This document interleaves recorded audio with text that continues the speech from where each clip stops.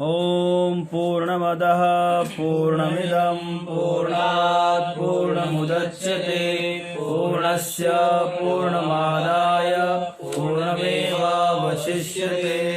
ओम शांति शांति शांति।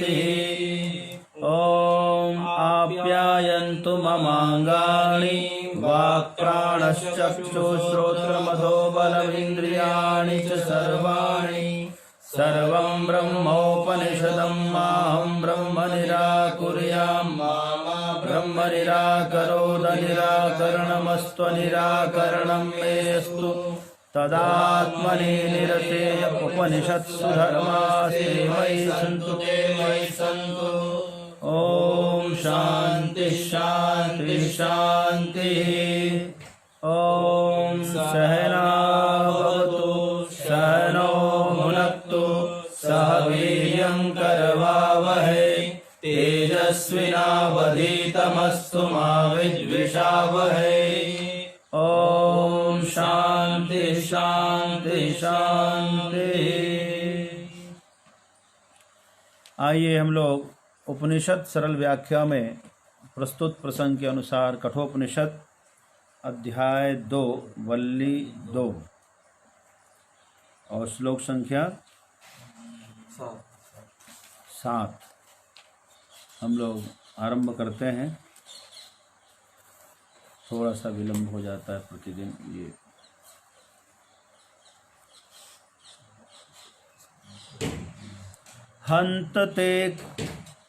हन्तत इदं प्रवक्ष्यामि गुह्यं ब्रह्म सनातनम्। हन्तत इदं प्रवक्ष्यामि गुह्यं ब्रह्म सनातनम्। यथा च मरणं प्राप्य आत्मा भवति गौतम। यथा च मरणं प्राप्य आत्मा भवति गौतम। ये यम और नचिकेता का सुंदर संवाद चल रहा है। प्रस्तुत प्रसंग में नचिकेता द्वारा पूछा गया आत्मविज्ञान विषयक प्रश्न और उसके अनुसार यमराज महोदय के द्वारा दिया जा रहा है उत्तर। आखिर में उस उत्तर पर आ चुके हैं। यमराज महोदय का कहना है कि मैं अब वो कहने जा रहा हूँ जो अत्यंत गोपनीय है, सनातन ब्रह्म है और मरने के बाद शरीर धारण किस प्रकार होता है। इन विषयों पर चर्चा करने के लिए प्रस्तुत हन्तता कथयिष्यामि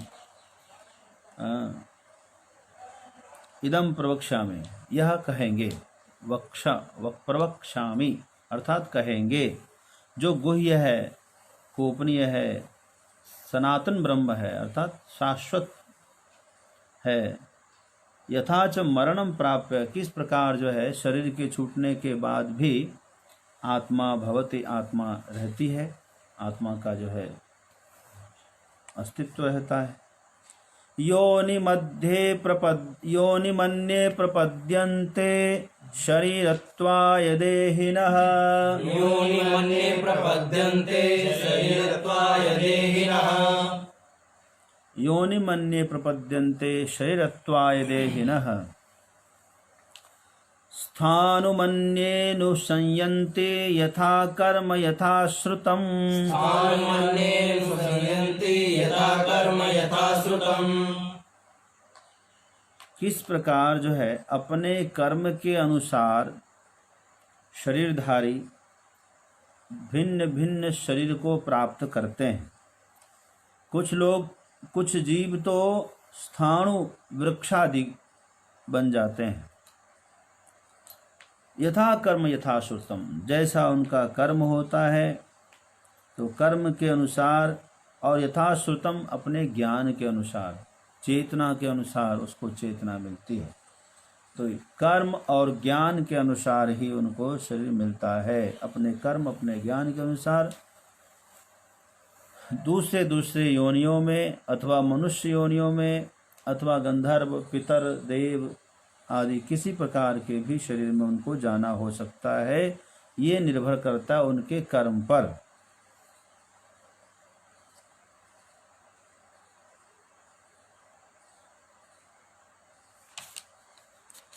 य एषु सुप्तेषु जागर्ति य एष सुप्तेषु जागर्ति कामं कामं पुरुषो निर्मिमाणः सुप्तेषु जागर्ति कामं कामं पुरुषो निर्मिमाणः तदेव शुक्रं तद्ब्रह्म तदेवामृतमुच्यते तदेव शुक्रं तद्ब्रह्म तदेवामृतमुच्यते तस्मिन् लोकाश्रिताः सर्वे तदुनात्येति कश्चन तस्मिन् लोकाश्रिताः सर्वे तदुनात्येति कश्चन यह एषु आखिरी एक महत्वपूर्ण बातें कहने जा रहे हैं कि यह एषु सुप्तेषु जागृति। शरीर विश्राम करता है, आदमी सोता है, सारी इंद्रियां विश्राम करती है और सबके सो जाने पर भी कौन जगा हुआ रहता है? जो जगा हुआ रहता है। और सुप्तेषु जागर्ति कामम कामम पुरुषो निर्मीमाण। कामम मतलब कामना के अनुसार तत्त शरीर और पदार्थों का निर्माण भी करता है। जैसे हम सो गए और स्वप्न में हम देख रहे हैं कि नेशनल हाईवे पर हम गाड़ी चला रहे हैं, तो गाड़ी है कि नहीं हमारे पास? गाड़ी नहीं है, फिर भी गाड़ी चला रहे हो। गाड़ी लाई कहाँ से? हैं? गाड़ी किसने बनाया? किस कंपनी की गाड़ी ने बनाया? और कंपनी है कि नहीं है? खरीदा कि नहीं खरीदा? पैसा है कि नहीं है? लेकिन फिर भी निर्माण कर दिया कि नहीं कर दिया? इतना ही नहीं, गाड़ी में 4 आदमी को बैठा भी दिया, तो 4 आदमी बना दिया। नेशनल हाईवे का निर्माण हो गया। बाहरी दुनिया से कोई मतलब नहीं। तो निर्माण भी करते हैं। यथा यथा कामम कामम, वो निर्माण भी करते हैं। पुरुषो निर्माण। और तदेव शुक्रम तद ब्रह्म। हे नचिकेता, जो सोते हुए भी जगता है, सबके सो जाने पर जो प्राण भी जो है अपना है, सारे इंद्रियां मन में, मन बुद्धि में, बुद्धि भी जो है प्राण में, और प्राण आत्मा में। तो प्राण संचारण होता है, चूंकि जीवन धारण है। और सभी इंद्रियों के सोने के बाद वह जगा हुआ है, वह अनुभव कर रहा है। आखिर सोने के बाद जब जगता है तो कहता है सुखम अहम अस्वाप्सम न किंचिद अवेदिशम। मैं बड़ा आनंद पूर्वक सोया, अच्छी नींद आई, खूब आनंद आया। क्या देखा? कुछ पता नहीं। कुछ खाया, कुछ पिया, कुछ पता नहीं, याद नहीं। तो ये अवस्था है, जागृत अवस्था, स्वप्नावस्था और सुषुप्ति अवस्था। जागृत से स्वप्न में गए तब तो ख्याल था, क्योंकि स्वप्न में वह जगा हुआ है और तरह तरह के पदार्थों से उनका संबंध भी होता है, वह निर्माण करता रहता है। सुषुप्ति में जाने के बाद कुछ भी निर्माण नहीं होता। सुषुप्ति में जाने के बाद बस केवल वह चेतन रहता है, सजग रहता है और ऊर्जा प्राप्त करता रहता है। इसीलिए उसको आनंद आता है। जगने के बाद कहता है मैं बहुत आनंद से सोया, आज बड़ा आनंद आया। कहता है कि नहीं कहता है? सुषुप्ति में न जाए तो आदमी सोकर भी थका हुआ रह जाता है, थकान नहीं मिटती है उसकी। तो यह एषु सुप्तेषु जागर्ति कामम कामम पुरुषो निर्मिमाणः। प्राणादि के समस्त इंद्रियों के सो जाने पर जो जगा रहता है, अर्थात सोता नहीं है। कैसे जगता है? संबंध करके अपने इच्छित स्त्री, पुत्र, परिवार, गाड़ी, सब कुछ का निर्माण करता है, रचना करता हुआ, अर्थात निष्पन्न। शुक्रम, शुक्रम मतलब शुद्धम। वही शुद्ध है जो सोने पर भी सोता नहीं, जगता है। वही शुद्ध आत्मा है, वही ब्रह्म है। तदेव ब्रह्म तदेवामृतमुच्यते। वही क्या है? अमृत भी है, अर्थात अविनाशी है। वही जो सोने पर भी जगा हुआ रह गया, वही समझ लिए मरने पर भी अमर रहेगा। वह मरता नहीं है। शरीर के मर जाने पर उसमें कोई प्रभाव नहीं होगा। जैसे शरीर के सो जाने पर वह सोता नहीं, शरीर के कट जाने पर भी वह अपने को स्वस्थ समझता है। क्यों? कोई बाहर से विकलांग हो तब भी अंदर में वो स्वप्न देखता है कि मैं स्वस्थ होकर दौड़ रहा हूँ। कोई स्वस्थ आदमी सोता है और स्वप्न देखता है कि मैं मर गया, मेरी हड्डी टूट गई, कमर टूट गई, भेड़िए ने पैर चबा लिया, लेकिन जगने के बाद उसको कोई फर्क नहीं पड़ा। तो जो इस यदि यहाँ पर फर्क नहीं पड़ रहा, वैसे इस शरीर छूटने पर भी वह नहीं छूटेगा, उसको में कोई फर्क नहीं पड़ेगा। यही बात कह रहे हैं। तदेव अमृतम उच्यते, वह जो है अविनाशी है। तस्मिन लोकाश्रिता सर्वे, यही नहीं, उसमें ही पृथ्वी आदि संपूर्ण लोक आश्रित भी है, क्योंकि सभी का वह कारण है, जगत का कारण वही है। तदु नातीति कश्चन, इसलिए उसका कोई अतिक्रमण नहीं कर सकता, कोई भी उसका अतिक्रमण, उसका उल्लंघन नहीं कर सकता, उससे आगे कोई नहीं जा सकता, उससे बढ़कर कोई है ही नहीं। वो सबका कारण है, वो आत्मा ही सबका कारण है, वही ब्रह्म है। एतद वैतद, यही है वह। अग्निर्यथैको भुवनं प्रविष्टो रूपं रूपं प्रतिरूपो बभूव। अग्निर्यथैको भुवनं प्रविष्टो रूपं रूपं प्रतिरूपो बभूव। एकस्तथा सर्वभूतान्तरात्मा रूपं रूपं प्रतिरूपो बहिश्च। एकस्तथा सर्वभूतान्तरात्मा रूपं रूपं प्रतिरूपो बहिश्च।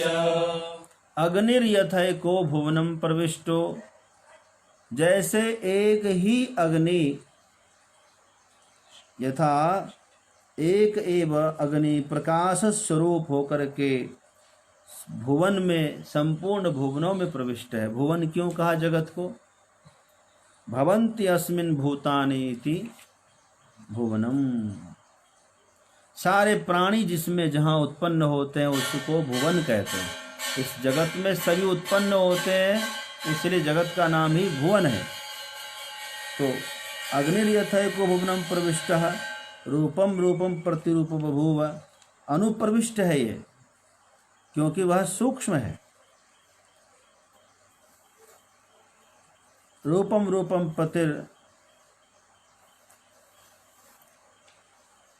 प्रतिरूप, तत्र तत्र प्रतिरूपवाद रूपवान दाह्य भेदेन बहुविधो बभूव। कहते हैं जैसे एक ही अग्नि है कि नहीं, काष्ठ यानी लकड़ी में भी वही अग्नि है, कोयले के अंदर भी वही अग्नि है ना, गैस में भी वही अग्नि है, और तत्तद आकार में प्रणीत है।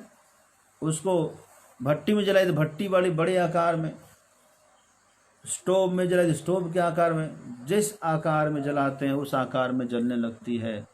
एक ही अग्नि है, समस्त काष्ठों में, लकड़ियों में कोई भिन्न भिन्न अग्नि तो है नहीं। एक ही अग्नि प्रत्येक भुवन में, प्रत्येक पदार्थों में प्रविष्ट होकर के उसी के अनुरूप है ना, और अपना प्रकाश उनका स्वरूप है। उसी प्रकार एकस्तथा सर्वभूतांतरात्मा, सभी भूत, सभी समस्त प्राणी के अंतरात्मा। अंतरात्मा क्यों कहा? सूक्ष्मत्वात्, सूक्ष्म होने से एक ही आत्मा समस्त प्राणी के अनुरूप होता है। एक ही आत्मा समस्त प्राणियों के अनुसार। वही आत्मा मनुष्य में है तो मनुष्य की तरह काम कर रही है, वही आत्मा गाय में है तो गाय की तरह काम कर रही है, वही आत्मा बिल्ली में है तो बिल्ली की तरह काम करती है। ठीक है, विभिन्न विभिन्न प्रकार की एक्टिविटी होती रहती है। तो जैसे एक ही अग्नि विभिन्न पदार्थों में समा करके विभिन्न पदार्थों के आकार धारण कर लेती है और उसके अनुसार जो है क्षमता उनकी होती है, उसी तरह से एक ही आत्मा, कोई पहलवान बना हुआ है, कोई इतना कमजोर है कि फूंक दे तो उड़ जाए, कोई जो है बुद्धिमान इतना है कि आईएएस बना है, उससे भी आगे चला जाता है। कोई इतना जड़ है कि अपना ही ठिकाना नहीं रहता उसको। कोई मध्यम है। तो एक ही आत्मा है, तत्त प्रारब्ध और शरीर के साथ संबंध होने से उसके अनुरूप हो जाती। जैसे एक ही अग्नि सूखी दिया सलाई में लकड़ी में लग जाए तो तेज से जल जाती, और गीली लकड़ी में लगा दीजिए तो वही अग्नि धुआं पर धुआं, धुआं पर धुआं, यही होगा। सूर्यो, हाँ ये दूसरा, वायोर्यथैको भुवनं प्रविष्टो रूपं रूपं प्रतिरूपो बभूव। वायुर्यथैको भुवनं प्रविष्टो रूपं रूपं प्रतिरूपो बभूव। एकस्तथा सर्वभूतान्तरात्मा रूपं रूपं प्रतिरूपो बहिश्च। एकस्तथा सर्वभूतान्तरात्मा रूपं रूपं प्रतिरूपो बहिश्च। वायुर्यथैको भुवनं प्रविष्टो, इसी प्रकार जैसे एक ही वायु है ना, समस्त लोक में, समस्त संसार में, एक भुवन में, सब में प्रविष्ट हो करके प्रत्येक रूप के अनुरूप हो जाता है, एक ही वायु। उसी प्रकार एक ही अंतरात्मा समस्त प्राणियों के अनुसार, शरीरधारियों के अनुसार अपनी क्रिया प्रतिक्रिया करती है, तद अनुरूप हो जाती है। वायुर्यथैको भुवनं प्रविष्टो। अब देखिए वही वायु है, बैलून में डाल दीजिए तो बैलून के आकार में, टायर में डाल दीजिए तो टायर के अनुसार है, अनेक प्रकार में है कि नहीं। उसका जहाँ जहाँ जैसा उपयोग बना वहाँ वहाँ लोगों ने उसका उपयोग किया, तो उसी वायु का अनेक प्रकार से उपयोग होता है। उसी तरह से एक ही चेतनात्मा, एक ही अंतरात्मा समस्त प्राणी के अनुरूप हो जाती है। सूर्यो यथा सर्वलोकस्य चक्षुर्न लिप्यते चाक्षुषैर्बाह्यदोषैः। सूर्यो यथा सर्वलोकस्य चक्षुर्न लिप्यते चाक्षुषैर्बाह्यदोषैः। एकस्तथा सर्वभूतान्तरात्मा न लिप्यते लोकदुःखेन बाह्यः। एकस्तथा सर्वभूतान्तरात्मा न लिप्यते लोकदुःखेन बाह्यः। सूर्यो यथा सर्वलोकस्य चक्षु न लिप्यते चाक्षुषैर्बाह्यदोषैः। एकस्तथा सर्वभूतान्तरात्मा न लिप्यते लोकदुःखेन बाह्यः। जैसे सूर्य के बारे में कहा जाता है, यह समस्त भुवनत्रय का यह चक्षु है। क्या है यह? चक्षु। हाँ, सूर्या चंद्रे उभे नेत्रे। सूर्य और चंद्र दोनों क्या है? परमात्मा के नेत्र है। उस विराट पुरुष के सूर्य और चंद्र जिसके नेत्र है, और इन्हीं सूर्य और चंद्र के नेत्र से वह परमात्मा सबको देखता है। तो जो इतना विशाल है और पूरे भुवन को देखता है, फिर भी क्या सूर्य की में कोई बाह्य बीमारी होती है? हैं? क्यों? अच्छा, हम लोगों की जो आंखें हैं थोड़ी देर में बीमार पड़ जाती है, पड़ती है कि नहीं? लौकिक जो दोष है समस्त जो है मनुष्य के आंखों में, इंद्रियों में होता ही है। इंद्रिय बद्धता देखिए ना, जो है वो कौन बीमारी होती है जो ऑपरेशन कराते हैं? मोतियाबिंद। अभी पावर ज़्यादा बढ़ते बढ़ते फिर एक दिन मोतियाबिंद तक पहुंच जाएंगे। कभी जो है रेटिना बंद कर दिया, वो अंदर वाला जो है वो दृष्टि शक्ति खत्म हो जाए तो कुछ भी कर लीजिए आप, दिखता ही नहीं, ऑपरेशन करके भी नहीं होता। कुछ लोगों को आंख डालने के बाद, बदलने के बाद आ भी जाती है। तो कहने का तात्पर्य है, जैसे लौकिक चक्षु में, हम आपके चक्षु में बाह्य बाहरी दोष आ जाता है देखने के लिए, ऐसे ही सूर्य जो समस्त लोक का चक्षु है उसमें कोई बाहरी दोष नहीं होता। सूर्यो यथा सर्वलोकस्य चक्षु, जैसे सूर्य समस्त लोकांतरों का चक्षु है, उसके लिए आंख के समान है, सबको देखता है, लेकिन फिर न लिप्यते चाक्षुषेर बाह्य दोष है, किसी बाह्य चक्षु के समान वह किसी दोष से ग्रस्त नहीं होता है। जो भी दोष होता है ना इंद्रियों में, लेकिन सूर्य में कभी कोई दोष नहीं होता है। ठीक इसी तरह से एकस्तथा सर्वभूतांतरात्मा, एक ही सर्वभूतांतरात्मा है, न लिप्यते लोक दुखे न बाह्य, वह किसी बाहरी लौकिक दुख से लिप्त नहीं होता। जितने भी प्रकार के लौकिक दुख हैं, लौकिक दुख जो भी है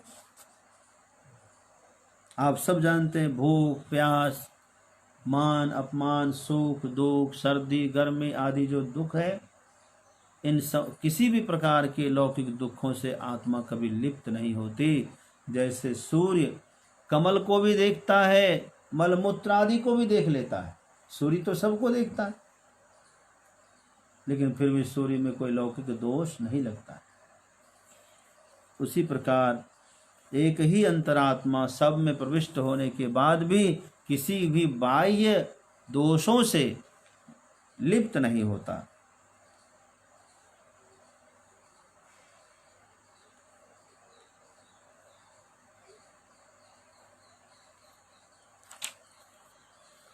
एको वशी सर्वभूतांतरात्मा, एकं रूपं बहुधा यः करोति। एको वशी सर्वभूतांतरात्मा, एकं रूपं बहुधा यः करोति। तमात्मस्थं ये नुपश्यन्ति धीरास्, तेषां सुखं शाश्वतं नेतरेषाम्। तमात्मस्थं ये पश्यन्ति धीराः, तेषां सुखं शाश्वतं नेतरेषाम्। एको वशी सर्वभूतांतरात्मा, सभी प्राणी मात्र की जो अंतरात्मा है वह एक है और वह वशी है। वशी मतलब जिसके वश में सब रहते हैं। यस्य जगद वशे वर्तते स वशी, संपूर्ण जगत जिसके वश में हो उसको क्या कहते हैं? वशी। वह सबको वश में रखने वाला है, क्योंकि सबके अंदर बैठ करके वह सबका संचालन करता है। पवन चोपड़ा जी ने लिखा है, समर्थ को नहीं दोष गोसाई। बहुत सुंदर। रवि पावक सुरसरी की नाई, बड़ा सुंदर। देखिए, रवि यानी सूर्य सब कुछ देखता है, देखता ही नहीं, खाता भी है। सूर्य अपनी रश्मि से, अपनी किरणों के माध्यम से सब कुछ ग्रहण करता है। कमल के रस को भी वह लेता है, फूलों के रस को भी वह लेता है, इत्र आदि के भी रस को लेता है, और रसगुल्ला आदि जो है पदार्थ, धान चावल गेहूँ जो भी उसको दिखे वो सब का रस शोषण करता है। मल मूत्र का भी शोषण कर लेता है। धूप में सुखा दिए सब खत्म हो जाता है, सब रस ले लेता है वो। तो सब कुछ भक्षण करने के बाद भी सूर्य को कोई दोष नहीं लगता, समर्थ को नहीं कछु। पावक देखिए, अग्नि भी सब कुछ खाता है। अग्नि हिंदी में स्त्रीलिंग है लेकिन संस्कृत में पुल्लिंग है, इसीलिए मैं पुल्लिंग का प्रयोग कर दे रहा हूँ। अग्निदेव है, सब कुछ खा लेता है।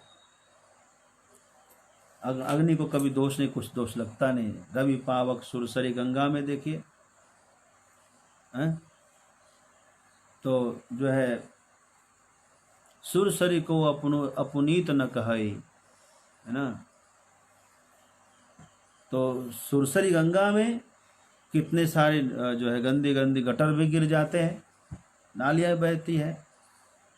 तो शुचि अशुचि सब प्रकार के उसमें जल बहते हैं, लेकिन सुरसरी कभी अपवित्र नहीं मानी जाती। अब देखिए, कोई व्यक्ति उसी गंगा जल से शराब बना ले तो सुरसरी जल कृत बारी न जाना, कबहु न संत करहि सोई रही पाना। और सुरसरी मिलई सो पावन कैसे, ईश अनीश ही अंतर जैसे। ठीक है, उसी गंगा जल का कोई शराब बना ले गंगा जल से, तो वह कोई संत कभी उसको पान नहीं करेगा। कोई अरे गंगा जल पियो तो पिएगा, नहीं पिएगा। लेकिन कुंटलों शराब ले जा गंगा जल में डाल दे तो भी गंगा जी है, आदमी फिर पान करता है, उसको मिल गया तो पवित्र हो गया। कैसे पवित्र हुआ? जैसे जीव और परमात्मा मिलकर के एक हो जाते हैं, पवित्र हो जाते हैं। तो हमारा आपका अपवित्र मन, अपवित्र वचन, ये सब पवित्र हो जाएंगे जब उस परमात्मा से जुड़ जाएंगे। हमारा अपवित्र कर्म भी विशुद्ध हो जाएंगे जब परमात्मा से जुड़ जाएंगे। तो एको वशी सर्वभूतांतरात्मा, एकम रूपम बहुधा यह करोति। जो एक है, सबको अपने अधीन रखने वाला, संपूर्ण भूतों का अंतरात्मा, अपने एक ही रूप को अनेक प्रकार से कर लेता है। इंद्रो माया भी पुरुरूप ईयते, एक ही वह है लेकिन अनेक रूपों में वह प्रविभक्त हो जाता है, क्योंकि वह चेतन है, जड़ नहीं है। अच्छा, तथात्मस्थम तम आत्मस्थम ये नुपश्यन्ति धीरा। उस आत्मस्थ, अपनी बुद्धि में स्थित उस पुरुष को, उस आत्मदेव को जो धीमान बुद्धिमान पुरुष देखता है, विवेकी पुरुष जो उसको आत्मसात करता है ना, तेषाम सुखम शाश्वतम, उसको शाश्वत शांति, नित्य शांति की प्राप्ति होती, परम शांति की प्राप्ति होती है। न तेषाम, दूसरे को नहीं। किसको शांति मिलती है, किसको शाश्वत सुख मिलता है, नित्य सुख किसको मिलता है? जो धीमान, जो विवेकी, सत्संग करके, चिंतन करके उस समस्त भूतों की अंतरात्मा को, सर्वशक्ति संपन्न उस अपनी आत्मा को अनुभव करता है, अपने अंदर ही अनुभव करता है, तब उनको परम शांति मिलती है। अरे सब कुछ तो यही है, बाहर कुछ नहीं है। बाहर क्या है? जो कुछ भी है अपने ही अंदर है, वह परम शांति को प्राप्त करेगा। अच्छा, जब तक आदमी भागता रहेगा तो शांति मिलेगी उसको? हमको एक आदमी बताए कि महाराज जी मैं तीर्थों में बहुत भागा। तीर्थों में जाना चाहिए, ऐसा नहीं कि नहीं जाना चाहिए, लेकिन तीर्थों में भागने वाला स्वभाव नहीं होना चाहिए। आज ये फलाना तीर्थ, कल वहाँ तीर्थ, कल वहाँ, कितने जगह मालूम है? केवल भारत में 3 करोड़ तीर्थ है। कितना? बोलिए, कहाँ कहाँ गए होंगे आप? अब तक में कितना तीर्थ कर लिए होंगे? कर पाएंगे तीर्थ? केवल भारत में आप पढ़ लीजिए स्कंद पुराण, वेद व्यास जैसे तत्वदर्शी महापुरुष जिन्होंने पूरा वर्णन किया और फिर कह दिया कि और भी हो सकते हैं ऐसे। 3 करोड़ तीर्थ खाली पूरे विश्व में कितना है? कहाँ कहाँ जाएंगे आप? तो इससे अच्छा तो आदमी, मैंने बताया कि हम ऐसे दौड़ते रहे। महाराज वहाँ गए, वहाँ पैर टूट गया, फिर से बैठे हुए, तब से यहीं पर आओ। कहीं एक जगह उनका जो तीर्थों में तो वही फिसल गए सीढ़ी पर से, तो प्रारब्ध जनित दुख हो गया। अब शांति से भजन कर रहे हैं। हमने कहा अब ठीक लग रहा, बहुत बढ़िया लग रहा है। तो तीर्थों में जाना चाहिए, जब तक पैर चल रहे तब तक जाना चाहिए, भागना नहीं चाहिए। कुछ लोग तो तीर्थ में जाने के बाद भी ऐसे भागते हैं, वहां से वहां, वहां से वहां, वो क्या देख लें, क्या पकड़ लें, क्या खरीदारी कर लें। क्या करने आए आप, क्या करने लगे? आए थे हरिभजन को, होटल लगे कपास। तीर्थों में आकर के भी यही बेचैनी। भगवान के घर में आकर के जरा पता तो करिए कि तीर्थ बना कैसे, इस तीर्थ की महिमा क्या है, कब यह तीर्थ, इसका नाम तीर्थ कब हो गया। आप देखेंगे जब आप किसी तीर्थ में जाएंगे, वहाँ रात्रि विश्राम करेंगे और वहाँ के वासिंदे से पूछेंगे इस तीर्थ की क्या महिमा है, तो बताएंगे यहाँ भगवान कभी आए और अमुक भक्त को दर्शन दे गए। यही सुना होगा आपने ना। तो तीर्थ में भगवान आकर के भक्त से मिलते हैं, वो तीर्थ कहलाता है। जहाँ भक्त चलकर भगवान से मिले वह तो भगवान का धाम होता है, लेकिन जहाँ भगवान आकर भक्त से मिले वो तीर्थ हो जाता है। तो जब सुनेंगे तो उस भक्त जैसा बनने की प्रेरणा मिलेगी कि हमको भी अमुक भक्त की तरह बनना है, हम भी कुछ ऐसा क्या करें जीवन में जो भगवान हमें दर्शन दे दे। तो तीर्थ इसीलिए होता है। तीर्थों में भगवान के दर्शन नहीं होते बंधुओं, तीर्थों में भक्त के दर्शन होते हैं। कोई न कोई वहाँ तपस्या कर रहा होता है वर्तमान में भी, उनके दर्शन, उनके सत्संग श्रवण करिए। जहाँ भी आप तीर्थ जाइए, जब भी आप तीर्थ जाइए, तो तीर्थों में जाने के बाद भगवान के दर्शन के चक्कर मत रहिए, क्योंकि तीर्थ में तो भक्तों के दर्शन होते हैं। जिन भक्तों के दर्शन के लिए स्वयं भगवान आते हैं, आकर के दर्शन देकर कृतार्थ करते हैं, वहाँ उन भक्तों को ढूंढिए, उनकी ऊर्जा का अनुभव करिए, रात्रि में जागरण करिए, एकांत ब्रह्म मुहूर्त में बैठ करके वहाँ ध्यान करिए। जिस तीर्थ में आप जाइए, ब्रह्म मुहूर्त में जग जाइए और निवृत्त होकर के सब सोए रहें, आप बैठ करके ध्यान लगाइए। सोचिए उस ऋषि के बारे में, उस पुण्यात्मा के बारे में जिनकी वजह से वह तीर्थ बना है। उस पुण्यात्मा के बारे में सोचिए जिनको भगवान ने आकर दर्शन दिए। देखिए आपको तीर्थ में जाने का कितना लाभ मिलेगा। तो तीर्थ में जब भी जाए आप याद रखें, तीर्थों में भगवान के दर्शन के लिए नहीं, भक्तों के दर्शन के लिए जाइए। मीराबाई के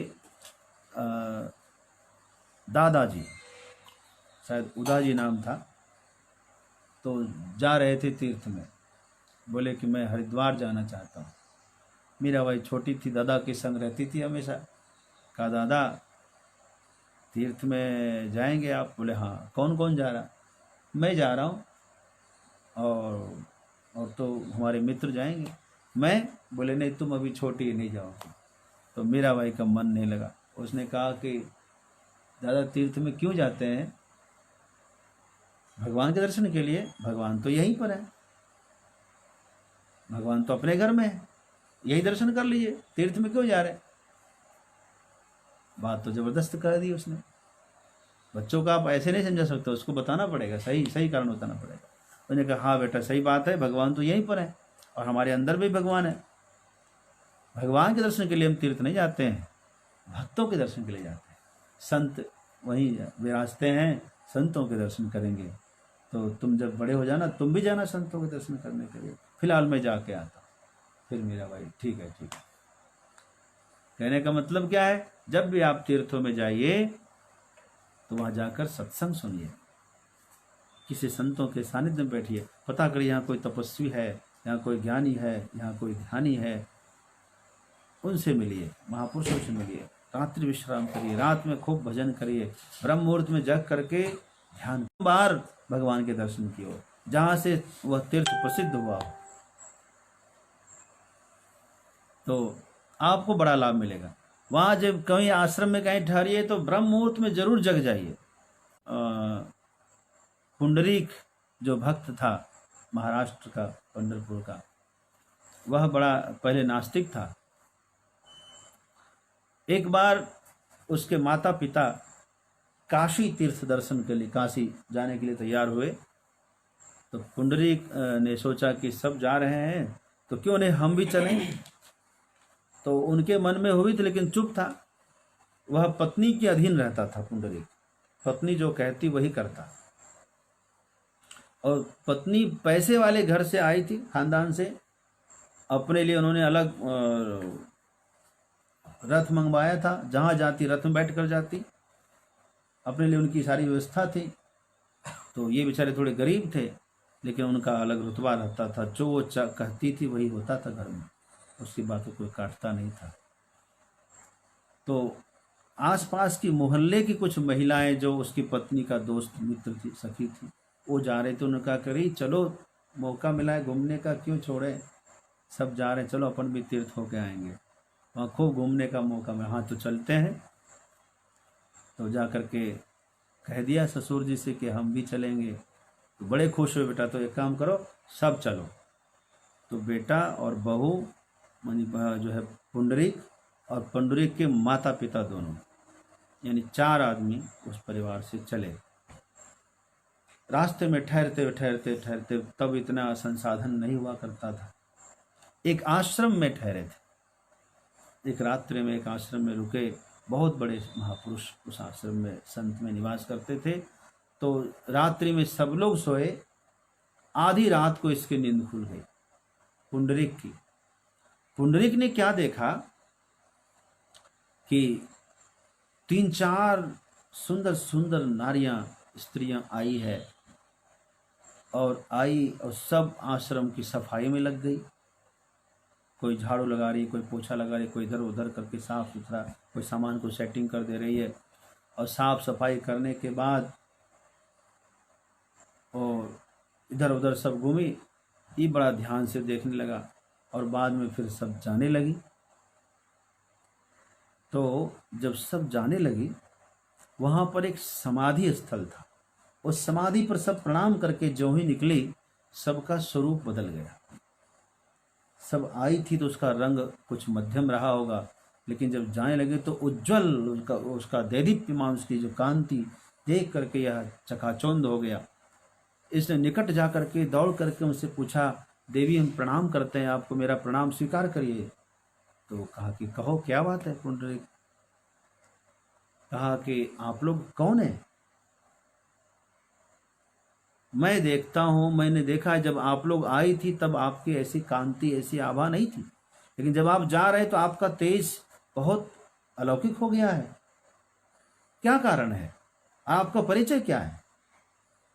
उसने कहा कि देखो, हम लोग नदियां हैं, मैं स्वयं गंगा हूँ। गंगा, ये यमुना, ये सरस्वती, ये जो है कृष्णा, ये कावेरी, ये तरह प्रकार की बहुत सी हमारी बहनें हैं।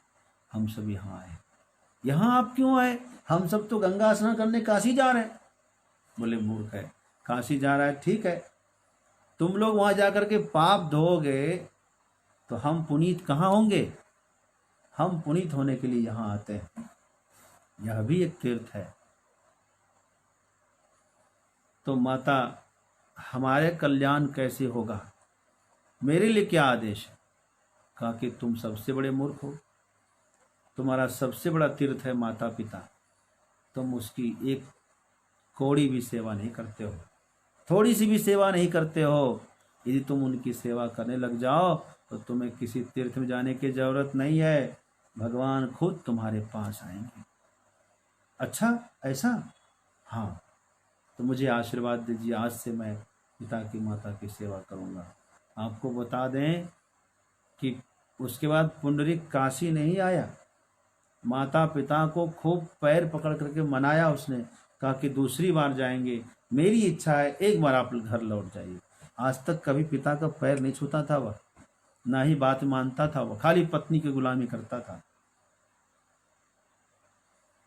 सुत मान ही मात पिता तबलो, अबलानन दीख लई जबलो, है ना। जब तक स्त्री का मुंह नहीं देख लेता तब तक ही पुत्र माता पिता को मानता है। जैसे देखा तो पत्नी का हो गया। आज पहली बार उसने पांव छूकर माता पिता को प्रणाम किया, रो करके रोने लगा, तो मेरे लिए आप एक बार लौट जाइए। माता पिता को बहुत बहुत प्रसन्नता हुई। बताऊं आपको, क्योंकि सबसे बड़ा सुख ये है जब हमारा पुत्र वापस आकर के हमारा बन जाए। इससे बड़ा सुख कोई नहीं होगा धरती पर।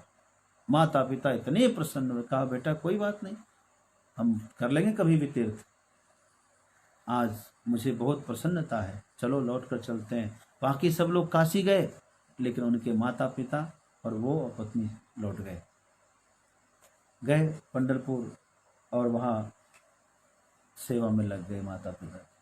ऐसी सेवा किए, ऐसी सेवा किए, ऐसी सेवा किए कि स्वर्ग में चर्चा होने लगी कि माता पिता का कोई भक्त हो तो पुंडरीक जैसा। भगवान के दरबार में चर्चा हुई, साक्षात नारायण स्वयं का चल करके देखना चाहिए। देखूंगा, स्वयं भगवान आए देखने के लिए कैसी सेवा करता है। जब आए देखा सेवा चल रही है, पिताजी विश्राम कर रहे हैं, सो रहे हैं, और ये चरण सेवा कर रहे हैं। शाम का समय है। कहा पुंडरीक जी देखो मैं आया हूं। आप कौन? कहा मैं भगवान हूं, मैं तुम्हारी सेवा से प्रसन्न हूं, पिताजी की सेवा में देखने के लिए आया हूं। जी भगवान बड़ी कृपा की, आप पधार गए, लेकिन मैं फिलहाल सेवा कर रहा हूं, अभी मैं आपका स्वागत वंदन नहीं कर सकता प्रभु। कहा कि तो क्या मुझे बैठने के लिए नहीं कहोगे? क्योंकि मेहमान आए, अतिथि आए तो पहले उसका आदर तो। कहा कि तो बगल में एक ईंट रखी थी, ईंट समझ रहे हैं, बीट उसको बोलते हैं महाराष्ट्र में, तो उसको उठाया, ऐसे करके फेंका, प्रभु इस पे आप इस पे बैठ लीजिए। एक ईंट रख दी, इस पर आप खड़े हो जाइए, इसी को अपना आसन समझ लीजिए प्रभु फिलहाल, क्योंकि अभी मैं उठ नहीं सकता। ठीक है कोई बात नहीं है। वहीं खड़े हो गए प्रभु, द्वार पर ऐसे कमर पे हाथ रख के देखने लगे। अच्छा मेरा स्वागत नहीं किया, ऐसे ही करता है। देखने लगे, थोड़ी देर के बाद साक्षात लक्ष्मी माता पधारी, रुक्मिणी माता। अच्छा अरे यहाँ क्या कर रहे हैं आप? भगवान ने कहा बोलना नहीं, देखो सेवा हो रही है। थोड़ी देर के बाद कहा कि पुंडरीक तुम्हारी माता जी आई है, रुक्मिणी। अच्छा माता जी भी आई है। एक ईंट और फेंक दिया बगल में। माता जी इस पर आप खड़े हो जाइए, यही आसन है, फिलहाल सेवा पूरी होगी फिर हम आपका स्वागत। और ऐसी सेवा हुई आज तक। विट्ठल विट्ठल विट्ठल विट्ठल, भगवान का एक नाम, नया नाम हो गया, विट्ठल हो गया। तो पुंडरीक वरदे हरि विट्ठल बोलते हैं ना, तो पुंडरीक भक्त को वरदान देने के लिए भगवान स्वयं पधारे। ये है सेवा का प्रताप। तीर्थ का मतलब क्या है, इसको जानना बहुत आवश्यक है। एको वशी सर्वभूतांतरात्मा, एकम रूपम बहुधा यः करोति, तमात्मस्थम येनु पश्यन्ति धीरा, तेषां सुखम शाश्वतम। उसी को शाश्वत सुख मिलेगा जो एक ही है, सभी का नियंता, सबका शासक है, सबके अंदर बैठा हुआ है। एक ही तो अंतरात्मा है, सबके अंदर बैठा है। जो उसको जानता है, आत्मस्थम, अपने अंदर अपनी बुद्धि में स्थित उस चेतनात्मा को जो जानता है, उसी को शाश्वत सुख मिलेगा, दूसरों को नहीं मिलेगा। तो सुख और शांति अपने अंदर है। मैं इस पाद को पूरा कर दूं क्या? अभी टाइम भी है, 10 मिनट में पूरा कर दूंगा। नित्यो नित्यतां चेतनश्चेतनानाम्, एको बहूनां यो विदधाति कामान्। नित्यो नित्यानां चेतनश्चेतनानाम्, एको बहुनां यो विदधाति कामान्। तमात्मस्थं येनु पश्यन्ति धीरास्, तेषां शान्तिः शाश्वती नेतरेषाम् आत्मस्थं ये पश्यन्ति धीरास् तेषां शान्तिः शाश्वती नेतरेषाम्। नित्यो अनित्यानाम, समस्त अनित्य पदार्थों में जो नित्य है। पहली बात, अनित्य पदार्थों में जो नित्य है।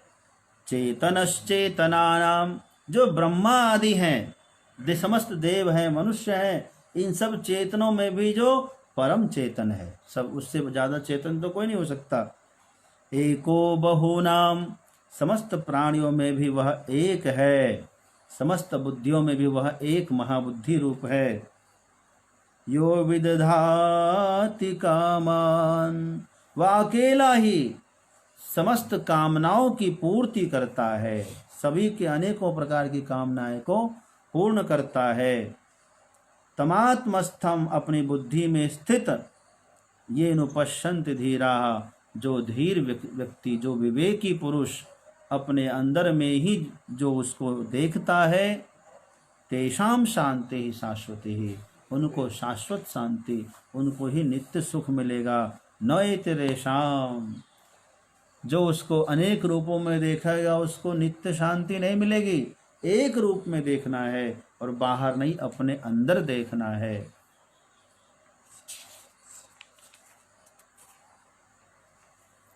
तदेतदिति मन्यन्ते निर्देश्यं परमं सुखम्। तदेतदिति मन्यन्ते निर्देश्यं परमं सुखम्। कथं नु तद्विजानीयाम् किमु भाति विभाति वा। कथं नु तद्विजानीयाम् किमु भाति विभाति वा। तदेतदिति मन्यन्ते, ये अनिर्देश्यम परमम सुखम। कहते हैं जो विवेकी पुरुष है ना, तदेतत् एतद् इति मन्यन्ते, वह अनिर्देश्य परम सुख, अनिर्वाच्य, अनिर्देश्य मतलब जो वाणी का विषय नहीं, अवर्णनीय, वर्णनातीत, वाचातीत, जो वाणी से भी वर्णन करने योग्य नहीं, ऐसे परम शाश्वत सुख को जो अपने अंदर देखता है, अनुभव कर लेता है और जान लेता है कि किमु भाति विभाति वा। ये कहते हैं, ये प्रश्न है नचिकेता का कि हमको एक बात बताइए जिसके बारे में लोग कहते हैं कि वह वर्णनातीत है, जो कि वह वाणी से, कथन से कहने योग्य नहीं है, ऐसे वर्णनातीत परम प्रकृष्ट है और साधारण पुरुषों की वाणी और मन का विषय भी नहीं। पहले कहा था ना, यन मनसा न मनुते ये नाहुर मनोमतम तदे ब्रह्मत्वम विद्धि नेदम इदम उपासते। तो यह चक्षुषी न पश्यति ये न चक्षुंसी पश्यति तदे ब्रह्मत्वम विद्धि। तो जो मन से मनन नहीं कर सकते, जिसको वाणी कथन नहीं कर सकती, ऐसा जो ब्रह्म है, तो भी जो सब प्रकार की ऐषणाओं से रहित हो करके, ठीक है, पहले कहा था तपस्वी लोग प्रत्यक्ष करते हैं, उसका करते हैं ना, कहा था जो अपनी इंद्रियों को संयत करके और वाणी को संयत करके साधना करके स्वाध्याय करता है, धीरे धीरे धीरे उसको एक बार अनुभव हो जाता है।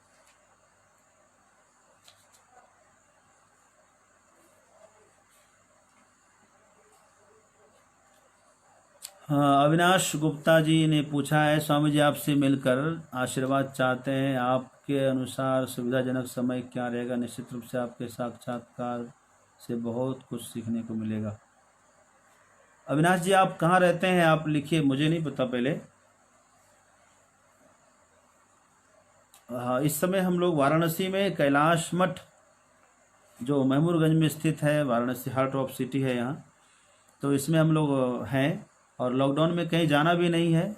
आप कभी भी पधार सकते हैं, आप अपनी सुविधा देख लें, अपनी सुविधा अनुसार आप समय बताएं और आप पधारें। आप आवश्यकता होगी तो मैं आपको नंबर बता देता हूँ, नंबर आप लिख लीजिएगा, बता दूंगा। हाँ, कमेंट में नंबर दे दूंगा आपको।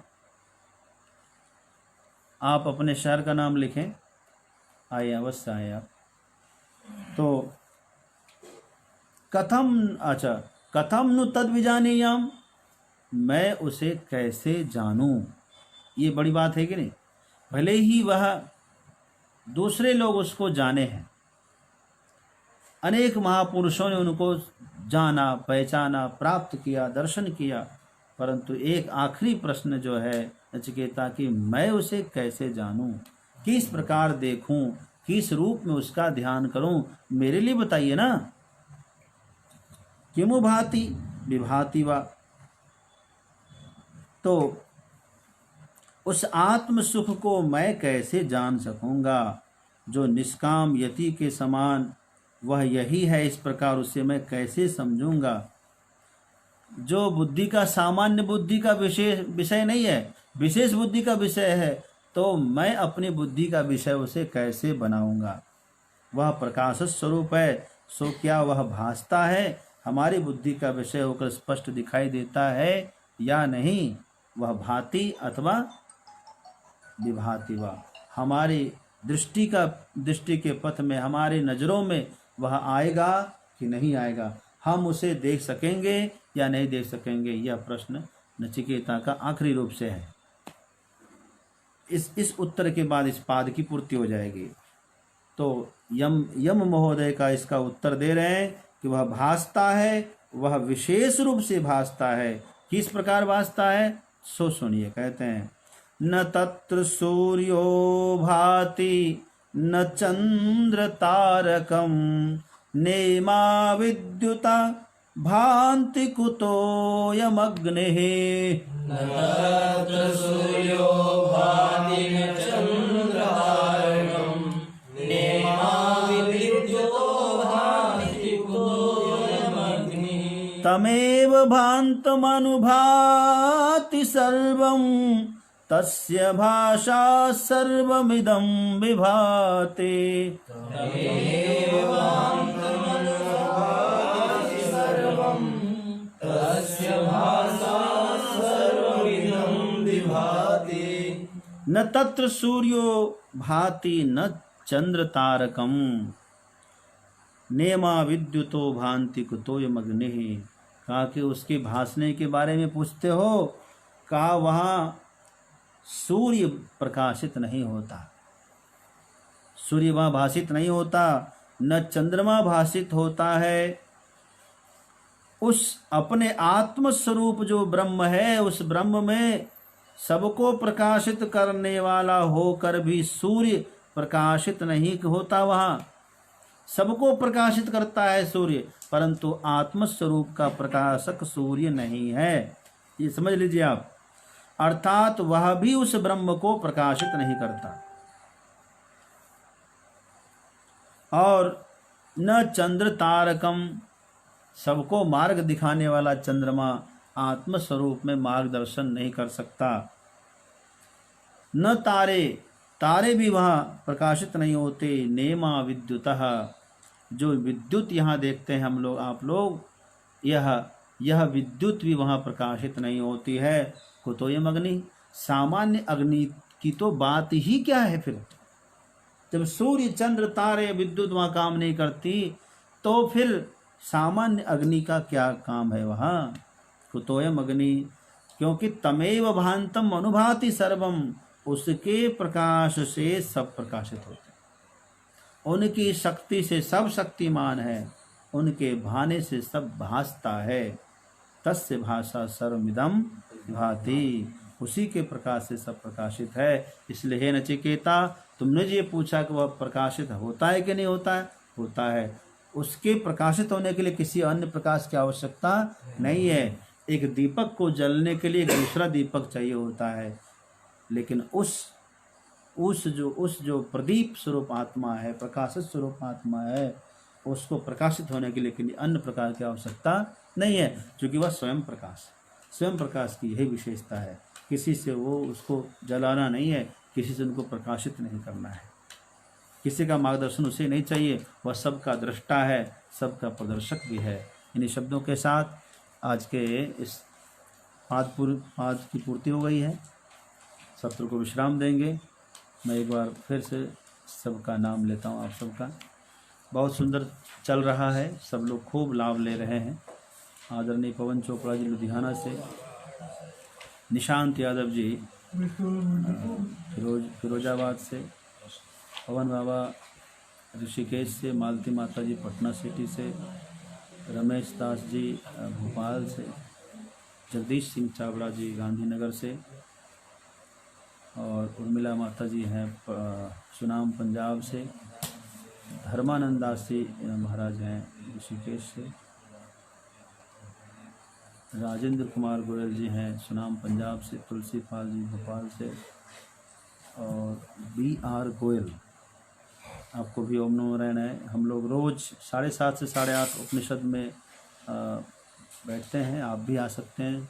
सुनीता बाई हमारी मुंबई से है, और भरत यादव जी भी मुंबई से हैं, रमेश कुमार जी समस्तीपुर सरसोना बिहार से हैं, रामेश्वर लाल मीना जी लोहारी कला गौशाला लोहारी कला राजस्थान से हैं, दुर्गेश राठी जी केकड़ी राजस्थान से हैं, मुकेश शर्मा जी हैदराबाद से हैं, राहुल शाह जी बेलदा पश्चिम बंगाल से हैं, और शारदा सिंह जी वाराणसी से हैं, और अशोक मान सिंह राठौर जी गुजरात से हैं। चूँकि गुजराती में लिखा है आपका नाम तो मैं यही समझूंगा।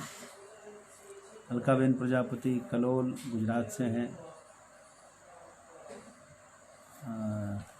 महेश कुमार दुबे जी इटारसी से हैं, इटारसी मध्य प्रदेश, और आत्मतीर्थम समुत्सृज्य बहि तीर्थानि बहि, तो आत्म तीर्थ सबसे बड़ा तीर्थ है, इससे बड़ा कोई तीर्थ नहीं है।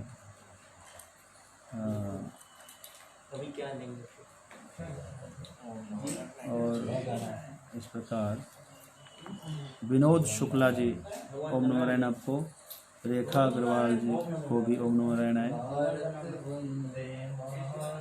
बहुत ही रोचक जानकारी जी, बिल्कुल सही बात है। विशाल अग्रवाल जी हमारे वाराणसी के हैं, और भंवर लाल जी हैं, भंवर लाल जी कहाँ से हैं? यदि आप बूंदी से हैं तो भी आपको नमो नारायण है, या अन्यत्र से हैं तो जल्दी से लिख दें। हाँ, जिसमें है सेवा भाव नहीं शाही सुख चैन कहाँ होगा। बहुत बढ़िया धर्मदास जी, धर्मानंद जी महाराज, सही बात है। ओम